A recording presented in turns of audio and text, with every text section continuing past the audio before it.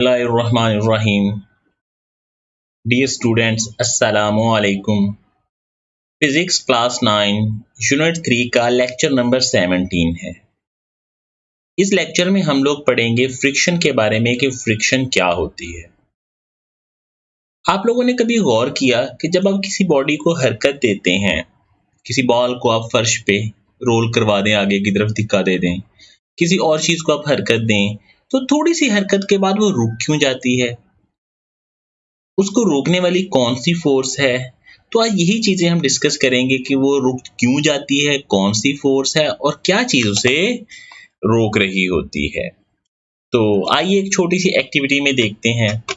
जैसे कि आप इस एक्टिविटी में देख रहे होंगे, ये हमारे पास एक बॉक्स है, इस पे हमने फोर्स लगाई। जब हमने इस पे फोर्स लगाई तो इसकी स्पीड बढ़ती गई, फिर हमने इसे छोड़ दिया।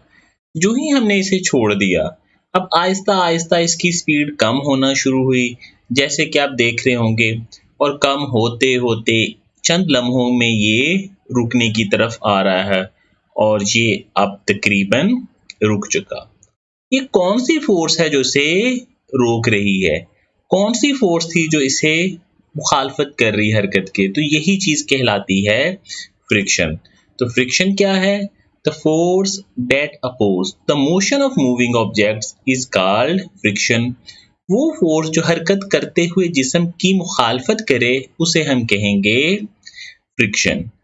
अब आपके जहन में शायद ये बात आ रही हो कि वाई फ्रिक्शन क्यों होती है, कौन से एस्पेक्ट्स हैं जिनकी वजह से हरकत की मुखालफत होती है।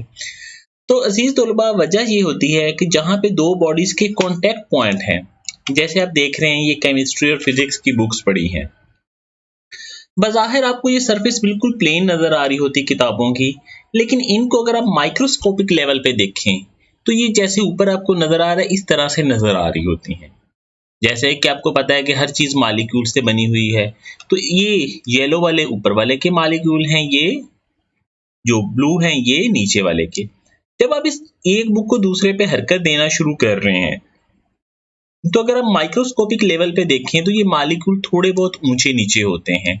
ये मालिक्यूल जो है वो एक दूसरे के साथ रगड़ खाते हुए चल रहे होते हैं, और इनके रगड़ खाने की वजह से सम टाइम इनमें से कुछ मालिक्यूल्स ब्रेकअप होना भी शुरू हो जाते हैं। और जब ये मालिक्यूल एक दूसरे के ऊपर हरकत करते हुए रगड़ खा रहे हैं, एक दूसरे में फंस रहे हैं, तो तब ये वाली जो चीज़ है इसकी वजह से फ्रिक्शन प्रोड्यूस होना शुरू हो जाती है। और सम टाइम ये छोटे छोटे से जो पार्ट्स हैं, मालिक्यूल्स हैं, ये ब्रेकअप भी होना शुरू हो जाते हैं। तो यही वजह है कि बॉडीज जो हैं उनको जब आप हरकत देते हैं तो कुछ देर बाद वो रुक जाते हैं।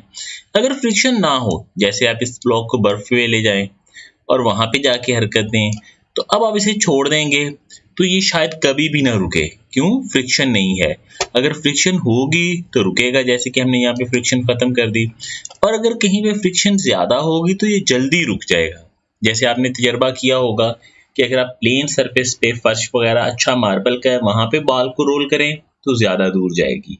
अगर किसी रफ सरफेस ग्रास वगैरह पे, मट्टी पे आप रोल करें तो वो जल्दी ही रुक जाती है। तो फ्रिक्शन क्या हुई?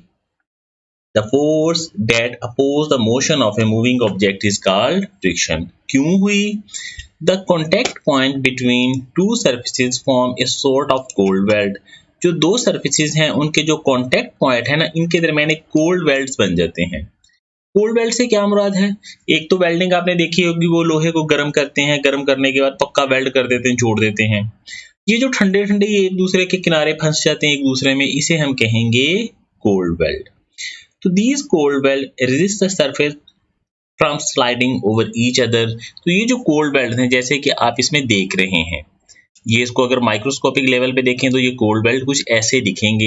यही जो कोल्ड वेल्ड हैं इनमें से किनारे एक दूसरे में फंस जाते हैं और स्लाइड करने में, हरकत करने में मुखालफत का मुजाहरा हो जाता है, मुखालफत पेश आना शुरू हो जाती है। अब बेटा मैक्सिमम वैल्यू ऑफ फ्रिक्शन क्या है? आप इसी पे दोबारा गौर कीजिए। ये ब्लॉक आपको पड़ा हुआ नजर आ रहा है।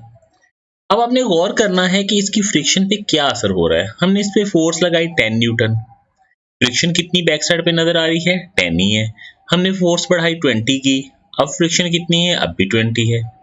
हमने फोर्स और बढ़ाई 47, फ्रिक्शन भी 47 हो गई। फोर्स बढ़ाई 80, फ्रिक्शन भी 80, फोर्स 100, फ्रिक्शन 99। अब हम फोर्स बढ़ाते जा रहे हैं लेकिन फ्रिक्शन की वैल्यू नहीं बढ़ रही। तो जब भी एक बॉडी रेस्ट की हालत में होता है, आप उस पे फोर्स लगाना शुरू करते हैं तो फ्रिक्शन की वैल्यू बढ़ती जाती है। उस वक्त तक बढ़ती है जब तक वो हरकत में नहीं आ जाता। जब वो हरकत में आ गया उसके बाद उसकी वैल्यू नहीं बढ़ती, तो इसे हम कहेंगे लिमिटिंग फ्रिक्शन। तो लिमिटिंग फ्रिक्शन क्या होगी? The maximum value of friction is known as the force of limiting friction.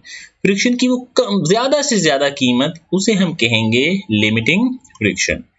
अब ये लिमिटिंग फ्रिक्शन किस चीज पे डिपेंड कर रही है? जैसे इस ब्लॉक में आपने देखा कि 99 थी, अगर हम इसके ऊपर एक 50 का और ब्लॉक रख दिया, 50 केजी पहले था, 50 का एक और रख दिया, अब आप गौर करें, अब 120 हो गई, फोर्स 99 से भी बढ़ गई, अब और बढ़ी, और कहाँ पे जाके ये रुक रहा है देखते जाएं, 197। तो फोर्स ऑफ लिमिटिंग फ्रिक्शन अब कितनी हो गई? 197। चलें इन ब्लॉक्स को वापस रखें। ये हम 200 केजी का एक रेफ्रिजरेटर है, उस पे फोर्स लगाई तो लिमिटिंग फ्रिक्शन कितनी है? 394। कोई हल्की चीज ले आते हैं, से ये गर्ल है, इस पे हमने फोर्स लगाई तो अब लिमिटिंग फ्रिक्शन कितनी है? ओनली 79। तो इससे आपको अंदाजा हुआ कि फोर्स ऑफ लिमिटिंग फ्रिक्शन किस चीज पे डिपेंड कर रही है? इन बॉडीज के वेट पे। जितना किसी चीज का वजन ज्यादा होगा, जैसे आप इस डायग्राम में देख रहे हैं, उतनी उस पे लिमिटिंग फ्रिक्शन ज्यादा होगी। ये लिमिटिंग फ्रिक्शन क्यों ज्यादा होती है? यकीनन जिस चीज का वजन ज्यादा होता जाएगा उस पे फ्रिक्शन बढ़ती जाएगी। घर में भी आप तजर्बा कर सकते हैं कि एक हल्की सी चीज है, उसे आप स्लाइड करना चाहें, घसीटना चाहें, हरकत देना चाहें, तो वो थोड़ा आसानी से हरकत करेगी। क्यों? उस पे फ्रिक्शन की वैल्यू कम है। अगर एक भारी चीज है तो उस पे फ्रिक्शन की वैल्यू ज्यादा होगी। तो जितना इस चीज का वेट होता है उतना ही, हमने न्यूटन्स थर्ड लॉ में पढ़ा, ऊपर की तरफ रिएक्शन होता है। तो ये वेट और रिएक्शन दर हकीकत आपस में बराबर ही होते हैं। ये जो एफ एस से मुराद है लिमिटिंग फ्रिक्शन, एफ से मुराद है हम जो इस पे फोर्स लगा रहे हैं। तो हमने देखा कि जैसे जैसे हमने वजन बढ़ाया, यानी इसका रिएक्शन बढ़ा, वैसे वैसे लिमिटिंग फ्रिक्शन बढ़ती गई। एक चीज बढ़े दूसरी भी बढ़े, तो इसे हम कहेंगे डायरेक्टली प्रोपोर्शनल। तो ये डायरेक्टली प्रोपोर्शनल हो गया। डायरेक्टली प्रोपोर्शनल को खत्म करने के लिए हम हमेशा इक्वल और कोई ना कोई कांस्टेंट लगाते हैं। तो यहाँ पे जो हमने कांस्टेंट लगाया ये है म्यू। इसकी वैल्यू हम निकालना चाहें तो आर डिवाइड हो रहा है, सॉरी आर मल्टीप्लाई हो रहा है, दूसरे एंड पे जाके डिवाइड होगा। तो mu is equal to F S over R. ये जो एफ एस ओवर आर है, इसकी जो रेशो बन रही है इसे हम कहते हैं कोफिशिएंट ऑफ फ्रिक्शन।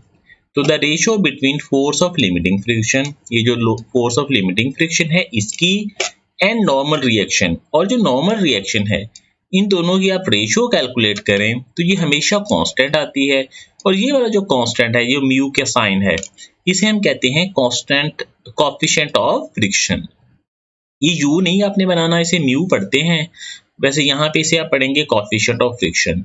लिखने का तरीका ये होता है कि आप स्मॉल यू लिखें, उसके इस तरफ भी छोटा सा एक बना दें, तो ये बन जाएगा कोफिशिएंट ऑफ फ्रिक्शन। अगेन हम कंटिन्यू करते हैं। जैसे हमने पढ़ा कि R जो है ये W के बराबर होता है, W बराबर है mg। तो ये जो R की वैल्यू mg है, हम इस इक्वेशन 1 में पुट करते हैं। इक्वेशन 1 कौन सी थी? ये वाली। तो जब हमने इसमें पुट की वैल्यू, तो ये हमारे पास Fs बराबर हो गया म्यू mg। म्यू से मुराद कोफिशिएंट ऑफ फ्रिक्शन, m से मुराद mass of the body, g से मुराद ग्रेविटेशनल एक्सेलरेशन। आज के लेसन में आप क्या याद करेंगे बेटा? ये फ्रिक्शन की डेफिनेशन, ये जो कोल्ड वेल्ड वाला येलो में हाईलाइट किया है, इसे आपने रीड करके समझ लेना है कि ये क्या होते हैं। बाकी भी ये जो सारे का सारा है इसे आपने रीड आउट कर लेना है। इसके बाद ये लिमिटिंग फ्रिक्शन की डेफिनेशन याद कर लीजिएगा, कोफिशिएंट ऑफ फ्रिक्शन की। और ये फॉर्मूला पूरे का पूरा ड्राइव करने की जरूरत नहीं है, आपको ड्राइव करना ना भी आता हो तो कोई बात नहीं, सिर्फ आपको समझा दिया। लेकिन ये वाला जो फॉर्मूला है आपने याद कर लेना है। तो याद आपने क्या करना है? Number 1 definition, number 2 limiting friction, number 3 coefficient of friction, and number 4 this formula. ये 4 चीज़ें आपने याद करनी है और यही आपने असाइनमेंट में लिखनी है। बाकी सारा आपने रीड आउट करके सिर्फ समझना है, अंडरस्टैंड करना है। कोई इश्यू हो तो आप डिस्कस कीजिएगा। इसके साथ ये जो 5 नंबर है, इसे आप लिखें तो भले ना, लेकिन आप इसे याद कर लीजिएगा एमसीक्यूज़ के हवाले से। पेपर में ये इंपॉर्टेंट होते हैं, अक्सर इनमें से कोई ना कोई एमसीक्यूज़ आ जाता है। तो ये एमसीक्यू सारे के सारे बॉक्स वाले आपने याद करने हैं, इन वैल्यूज़ को याद कर लेना है। यानी 4 चीज़ें लिखनी हैं, ये पाँचों एमसीक्यू लिखें या ना लिखें, लेकिन याद ज़रूर कीजिएगा। तो आज का लेसन आपके पास इतना ही है। अपना ख्याल रखिएगा। अल्लाह हाफ़िज़।